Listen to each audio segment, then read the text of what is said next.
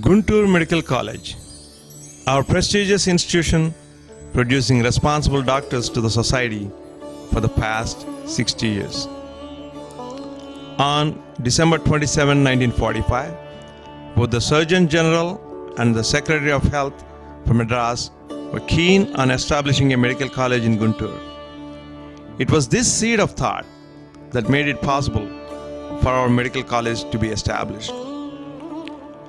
On February 2, 1946, the state government appointed a 3-member committee which had further pushed for the creation of our medical college. However, due to unexpected political development, the government decided not to pursue a medical college in Guntur, but instead start a medical college in Madurai. Fortunately, Mrs. Achanta Rukminamma garu, the health minister at the time, and the cabinet of Sri Tanguturi Prakasam Pantulu garu was insistent on establishing a medical college at Guntur. She was so passionate to make this project come to fruition that she threatened to resign unless it was made possible. The government decided to resolve this issue by giving an order on 22nd June 1946. It was this order that allowed GMC to be born on Monday, the 1st July 1946 at 11:30 a.m. It is an exceptional fact to know that our medical college was made possible within a week. I challenge you to name a medical institution that was created as quick as ours. We are grateful to Mrs. A. Rukminamma garu's vision to make Guntur Medical College possible. Initially, the medical college admitted only 50 students. It is no surprise creating a medical college within a week would obviously pose a few problems. The Andhra Christian College, Guntur, was gracious enough to provide preclinical courses that included biology, chemistry, physics, etc.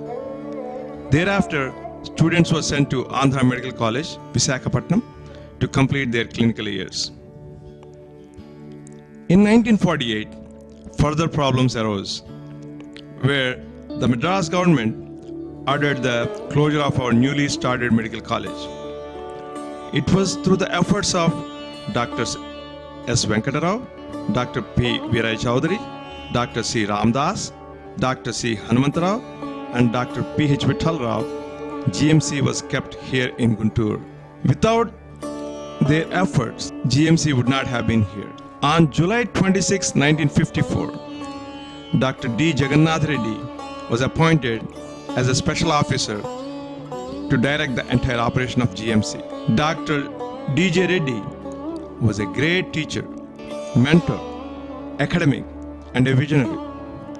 Through his careful planning and vision, GMC, the main building, was constructed. Through his time, he was able to build lecture halls, museums, and important facilities required for a medical college. Dr. Reddy was not a man who wanted to get the job done quickly. He had paid a lot of attention to detail. He wanted to make a memorable medical college. Thus, he created gardens, statues. We still look with awe even today. The library with an auditorium was inaugurated on February 7, 1962.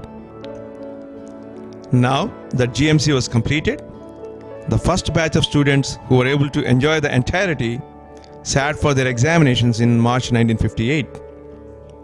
Additionally, it was in the same year postgraduate courses were started at our college.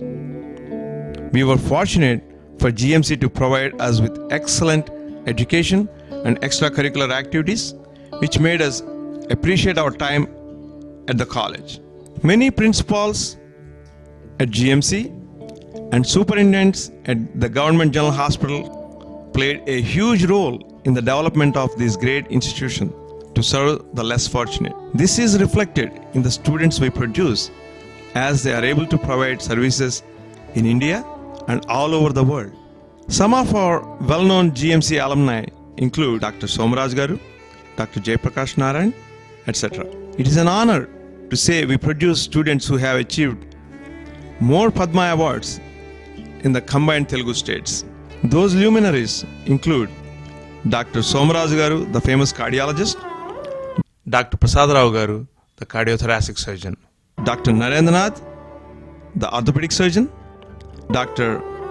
Y. Nayudamma Garu, the pediatric surgeon, Dr. Gokhale and Dr. Gopichand, the cardiothoracic surgeons. We are also proud that 80% of our friends from our batch of 1978 are serving the home country. Thank you for watching.